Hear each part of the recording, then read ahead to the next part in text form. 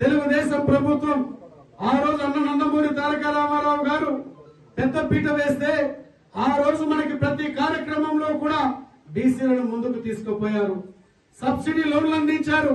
అలాగే సప్లాన్ ప్రవేశపెట్టి బీసీ వర్గాలకి 5 సంవత్సరాల కాలంలో తెలుగుదేశం ప్రభుత్వం చంద్రబాబు నాయుడు గారు నిన్న 2014-19లో ముఖ్యమంత్రిగా ఉంటే 70,000 కోట్ల రూపాయలు మన జాతి అభ్యున్నతికి ఖర్చు చేశారంటే నిజంగా తెలుగుదేశం అంటే బీసీ, బీసీ అంటే తెలుగుదేశం ఇందుకోసమేనన్నారు అందరూ కూడా.